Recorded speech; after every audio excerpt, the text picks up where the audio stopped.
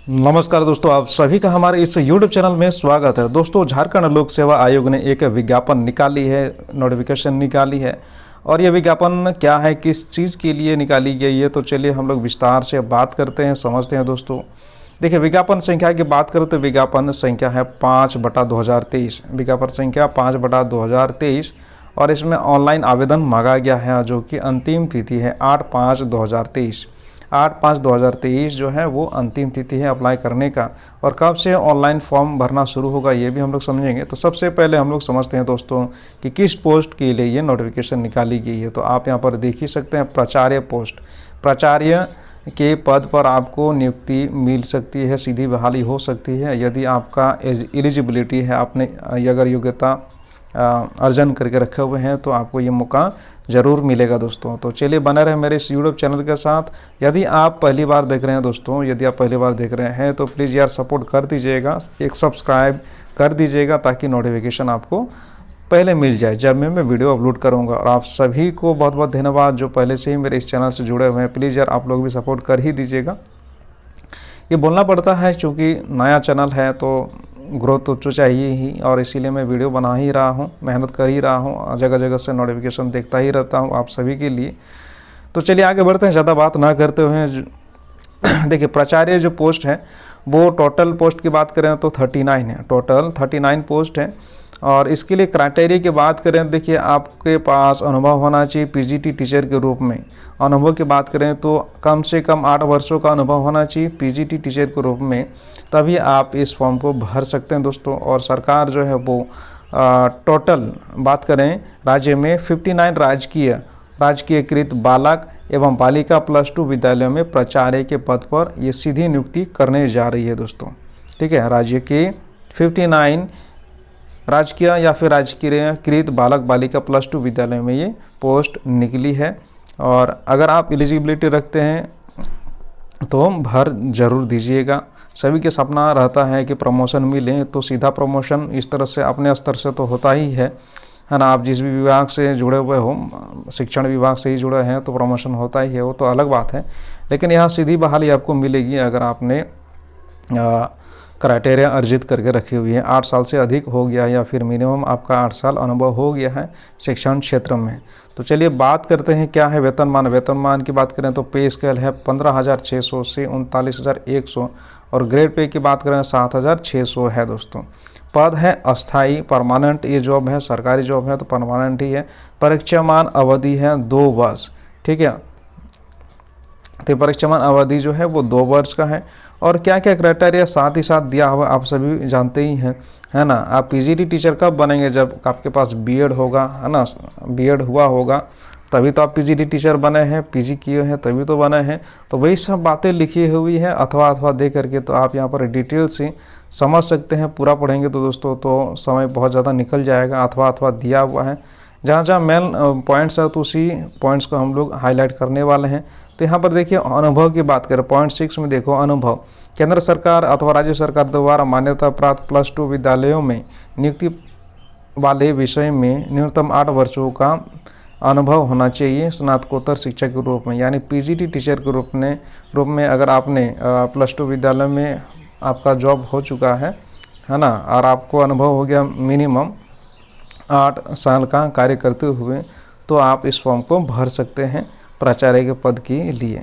देखिए, अनुभव के संदर्भ में कट ऑफ डेट की गणना विज्ञापन प्रकाशन की तिथि से मान्य होगी। तो आपका जो अनुभव है, आप कितने साल काम किए हैं, कितना दिन हुआ है, तो विज्ञापन डेट जब भी निकली है, जिस भी डेट को विज्ञापन निकली है तो उसी डेट से आपका मेंशन किया जाएगा कितना दिन हुआ है, नहीं हुआ। उम्र की गणना की बात की जाए तो यहाँ पर देखिए 35 वर्ष मिनिमम होना चाहिए, न्यूनतम उम्र सीमा 35 वर्ष होना चाहिए। और अधिकतम उम्र सीमा की बात है तो दोस्तों आप यहाँ पर मैक्सिमम एज जो है आप यहाँ पर देख सकते हो 50 वर्ष अधिकतम आयु है। विकलांगों के लिए 5 देखिए इधर दिया गया है, विकलांगों के लिए 5 वर्ष करके इस तरह से बढ़ाई गई है। सभी कैटेगरी के लिए दिया हुआ है, तो आप अपना देख लीजिए यदि इसे फिर आते हैं तो। ठीक है, नियुक्ति हेतु चयन की प्रक्रिया के लिए कैसे होगा, तो एग्ज़ाम तो होगा, जाहिर सी बात है दोस्तों। तो पेपर 1 और पेपर 2 होगी। है ना, पेपर 1 और पेपर 2 होगी। जिस विषय में अपने स्नातकोत्तर शिक्षा के रूप में नियुक्ति हुई है, यानी आपका ऑनर्स पेपर जो भी रहा है, तो उसके लिए 300 मार्क्स का होगा पेपर पर। पेपर 1 जो होगा दोस्तों वो जनरल होगा, ठीक है, जनरल सामान्य अध्ययन का होगा, तो आप सभी को पता ही है ना। तो ये है। और टोटल मार्क्स की बात करें तो यहाँ पर 200 होगा, 3 घंटे का समय होगा, सब यहाँ अभ्यर्थियों के लिए अनिवार्य है। इसमें भी इसी तरह से 3 घंटे का एग्ज़ाम होगा और ये सभी अभ्यर्थियों के लिए अनिवार्य है दोस्तों। तो ये हाईलाइटेड है, तो इसको आप ध्यान रखेंगे। और भी बहुत सारी जानकारी दी है, जाति संबंधित, है ना, जाति संबंधित है, आरक्षण संबंधित है, ये सब है, तो आप देख लीजिएगा। और थोड़ा सा नीचे स्क्रॉल करते हैं और कुछ बात है तो हम लोग देख ही लेते हैं। प्रतियोगिता का स्तर दोस्तों ये भी आप देख लीजिएगा, है ना। आप अगर आपने कभी राष्ट्रीय स्तर पर, अंतर्राष्ट्रीय स्तर पर आपने उपलब्धि हासिल की है, आपको मेडल मिला है, तो भी आपको छूट मिलेगी। तो इस बात का भी आप ध्यान रख सकते हैं, ठीक है। प्रतियोगिता का स्तर जो है और उपलब्धि, आपने जो भी उपलब्धि ग्रहण की है, तो उसी के अनुसार आपको छूट दी जाएगी। और ये छूट किसके अनुसार, देखिए यहाँ पर कार्मिक प्रशासनिक सुधार राजभाषा विभाग के पत्रांक, ये जो दिया हुआ है, ये 1709 दिनांक 12/9/2007 के द्वारा जो भी रूल रेगुलेशन बनाई गई थी, तो उसी के अनुसार आपको यहाँ पर छूट मिलेगी, ठीक है। आपने किसी प्रतियोगिता में खेल हो, अंतर्राष्ट्रीय स्तर पर आपने कुछ उपलब्धि हासिल करी है या फिर राष्ट्रीय स्तर पर, तो वो बातें लिखी गई है दोस्तों, आप डिटेल निकाल सकते हैं। और कदाचार के लिए कार्रवाई होगी, तो जाहिर सी बात है पूर्व के कदाचार का प्रभाव, ये पूरा डिटेल्स खंगाला जाएगा, ठीक है। ये तो आप सभी जानते ही हैं। परीक्षा शुल्क की बात करें तो परीक्षा शुल्क जो है यहाँ पर आप देख सकते हैं। परीक्षा शुल्क जनरल के लिए 100 रुपये, जनरल के लिए 100 रुपया नहीं। परीक्षा शुल्क credit card, debit card, internet banking चालान के माध्यम से SBI कलेक्ट पर स्वीकार किए जाएंगे, जिसे संबंधित सूचना आयोग की वेबसाइट पर, ये जो ऑफिशियल वेबसाइट है, इसी पर आपको जाना है और आपको पे करना है दोस्तों, ऑनलाइन के माध्यम से। अनारक्षित, आर्थिक रूप से कमजोर नागरिकों का वर्ग, EWS अत्यंत पिछड़ा वर्ग, सभी को इन देखिए जो भी मैंने नाम लिया है श्रेणी के उम्मीदवारों के लिए, अनुसूची 2 और अनुसूची 1, तो आप सभी को 600 रुपये देना होगा, बैंक चार्ज के साथ आपको देना होगा 600 रुपये। और इसी तरह से आप देखिए 600 यहाँ पर 150 रुपये जो होगा ST SC के लिए आपको 150 रुपये देने होंगे, प्लस बैंक चार्ज देना होगा दोस्तों। और ये नॉट रिफंडेबल होगा, आपको रिफंड नहीं मिलेगी, ठीक है, पैसा वापस नहीं मिलेगा। तो ये था इम्पोर्टेंट नोटिस दोस्तों आप सभी। और देखिए आवश्यक शर्तें भी लिखी हुई है, तो ये तो हम लोग बाद में देखेंगे। देखिए यहाँ पर आवेदन पत्र हस्ताक्षर के साथ अंग्रेजी के बड़े अक्षरों में ही आवेदन पत्र भरना होगा। तो आप थोड़ा सा देख ही लेते हैं। देखिए झारखंड पब्लिक सर्विस कमीशन की वेबसाइट पर ऑनलाइन एप्लीकेशन सिस्टम के माध्यम से आवेदन स्वीकार किया जाएगा, यानी ऑनलाइन फॉर्म भरा जाएगा दोस्तों। अभ्यर्थी के द्वारा स्वयं ऑनलाइन आवेदन भरा जाएगा। इसमें किसी प्रकार की गलत सूचना दर्ज करने पर, छूट जाने पर, आंशिक सूचना दर्ज करने पर इसके लिए अभ्यर्थी स्वयं जवाबदेह होंगे। तो आपको सही डिटेल ही भरना होगा। जाहिर सी बात है कोई गलत डिटेल नहीं भरता है। और अंतिम जो पड़ा होती है, जब आपको जॉब लेटर हाथ में दिया जाता है, तो सब चीज़ जांचा परखा जाता है, तो इसलिए कोई गलती भरेंगे ही नहीं। ये तो जाहिर सी बात है, ये बोलने की भी बात नहीं है। चलिए आगे देखते हैं। ऑनलाइन एप्लीकेशन सिस्टम के द्वारा वांछित स्थान पर अभ्यर्थी अपना स्पष्ट रंगीन पासपोर्ट साइज फोटोग्राफ, हस्ताक्षर स्कैन, ये सब तो मांगा ही जाता है। और ध्यान रखिएगा ब्लॉक लेटर में ही आवेदन पत्र भरना चाहिए। यहाँ पर लिखा हुआ है कि आपको भरना होगा ब्लॉक लेटर में ही, बड़े अक्षरों में आपको लिखना पड़ेगा। आवेदक अपने नाम, पिता के नाम के बर्तन, स्पेलिंग, सभी डिटेल्स जो भी है डिटेल्स वो पूरा डिटेल्स से लिखेंगे।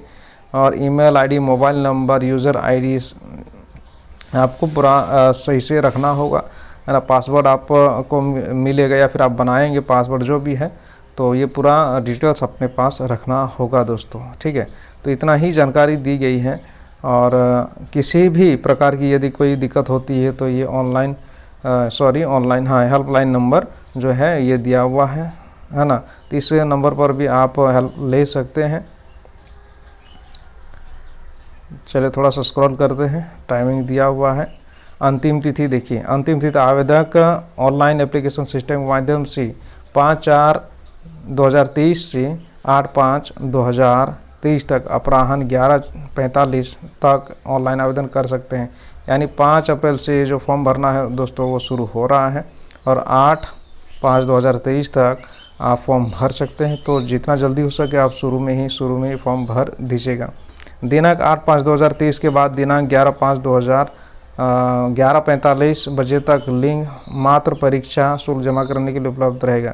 तो 8/5 तक आप अपना पैसा जमा कर सकते हैं, परीक्षा शुल्क जमा कर सकते हैं। और टाइमिंग क्या होगा, 11:45 तक, ठीक है, अपराह्न 11:45 तक आप यानी रात के 11:45 तक आप पैसा जमा कर सकते हैं, परीक्षा शुल्क जमा कर सकते हैं।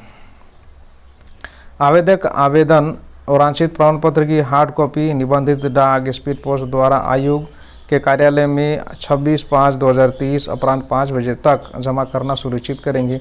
अन्य किसी भी माध्यम से भेजे गए आवेदन पत्र स्वीकार नहीं किए जाएंगे। अंतिम तिथि के बाद प्राप्त होने वाले आवेदन अस्वीकृत किए जाएंगे दोस्तों। तो ये जाहिर सी बात है, आपको हार्ड कॉपी भी आपको देना होगा। आवेदक आवेदन और वांछित प्रमाण पत्र की हार्ड कॉपी, जो भी हार्ड कॉपी मांगा गया है ना, रेजिडेंशियल मान के चले, रेजिडेंशियल हुए, ST SC से बिलोंग करते हैं तो आपको देना पड़ेगा, है ना। ये हार्ड कॉपी आपको सबमिट करना पड़ेगा और 26/5/2023 से पहले आपको सबमिट कर देना होगा दोस्तों। तो यही इम्पोर्टेंट नोटिस था आप सभी के लिए। तो चलिए तैयार हो जाइए, आप स्टडी करते रहिए और लगे रहिए और अपनी जो इच्छाएं हैं, हालांकि आप सभी अनुभवी हैं। तो मिलते हैं दोस्तों हम लोग नेक्स्ट वीडियो में। आई होप आपको मेरा ये वीडियो अच्छा लगा होगा। धन्यवाद।